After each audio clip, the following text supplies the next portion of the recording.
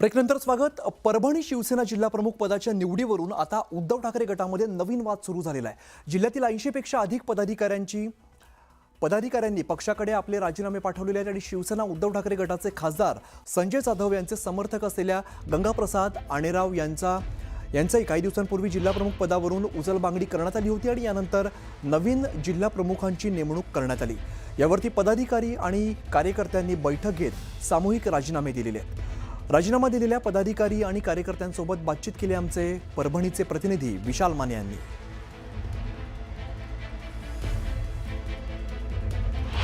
परभणी जिल्ह्यातील शिवसेना उद्धव ठाकरे गटामध्ये असंतोष वाढला असून जिल्ह्यातील जवळपास 80हून अधिक पदाधिकाऱ्यांनी आपले राजीनामे पक्षाकडे सादर केले आहेत। नेमकं कारण काय आहे हे आपण जाणून घेणार आहोत। आपल्यासोबत हे सर्व पदाधिकारी आहेत।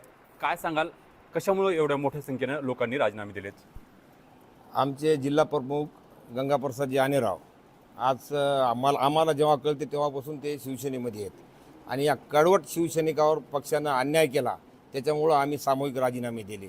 फक्त कारण काय आहे की त्या मीटिंगला हजर राहू शकले नाही। मी जिल्हा परिषदमध्ये मेंबर आहे। जवळपास 37 वर्ष झाले आणेराव साहेब शिवसेनेचा एकनिष्ठ कार्यकर्ता म्हणून जिल्ह्यात त्यांची ओळख आहे। तुम्ही जर त्यांचं गावचं बूथ जरी बघितलं तर 10-20 मतं बाजूला जातात, संपूर्ण गावाचे मतं हे शिवसेनेला पडतात। जर आमच्या जिल्हा प्रमुखावर जी वेळ येत असेल तर आम्ही सुद्धा पक्षामध्ये राहून काही उपयोग होणार नाही ना। आमच्या जिल्हा प्रमुख माझ्या जिल्हा परिषदेच्या निवडणुकीच्या संदर्भात माझी सांगता सभा होती, जी सभा गंगाप्रसाद आणेराव साहेबांना गाजविली। पक्षाचा कोणताही लोकप्रतिनिधी आला नाही। परभणी जिल्ह्याचे खासदार साहेबांनी जिल्हा प्रमुख ह्या नात्यानं आणेराव साहेब होते, त्यावेळेस आम्ही त्याच्या सभेवर त्याच्या सगळ्या ह्याच्यावर आम्ही निवडून आलो आणि हे आमच्या जिल्हा प्रमुख अन्याय होता असेल तर आम्ही या पक्षामध्ये राहण्याचं काय कारण? साहेब, मी पण गेले नव्हते त्या मीटिंगला, मी पण जिल्हा संघटक आहे, पण मला आज सकाळी त्यांचा फोन आला की बुवा तुम्ही राहणार का नाही या पदावर। मग आम्ही सगळ्यांनी येऊन हा निर्णय इथे घेतला आणि आज या सगळ्यांनी विचार करून राजीनामे दिले। एकूणच शिवसेना उद्धव ठाकरे गटाकडून जिल्हा प्रमुख बदलण्याचा जो काही निर्णय झाला आहे त्याला स्थानिकच्या पदाधिकाऱ्यांनी आणि सदस्यांनी विरोध केला असून आम्ही पक्षाकडे राजीनामा सादर केला आहे। पक्षाने जर आमच्या राजीनाम्याचा विचार करून योग्य तो निर्णय घेतला तर आम्ही आजही पक्षासोबत असल्याचं जाहीर केलं आहे। विशाल माने, न्यूज 18 मराठी, परभणी।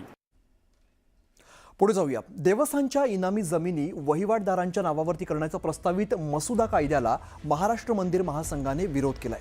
देवस्थानच्या जमिनी या देवाच्या मालकीच्या असल्यामुळे त्या विक्रीयोग्य नाहीत, मग अशा कायद्याची गरज काय, असा सवाल उपस्थित करण्यात आलेला आहे। 15 दिवसात निर्णय न घेतल्यास राज्यव्यापी आंदोलनाचा इशारा देण्यात आला आहे।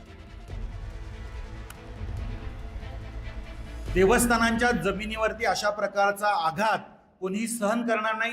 वक्फ बोर्डच्या जमिनी संरक्षित केल्या जातात आणि मंदिरांच्या देवस्थानांच्या जमिनी मात्र या ठिकाणी इनामी जमिनी विकण्याचा अशा प्रकारचा प्रस्तावित मसुदा तयार केला जातो, हे कदापि सहन होणार नाही। हा दुजाभाव आहे।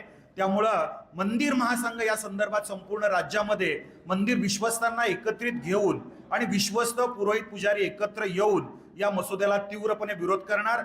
हा 15 दिवसाच्या आत जर मसुदा मागे घेतला नाही तर संपूर्ण राज्यभर आंदोलन केलं जाणार।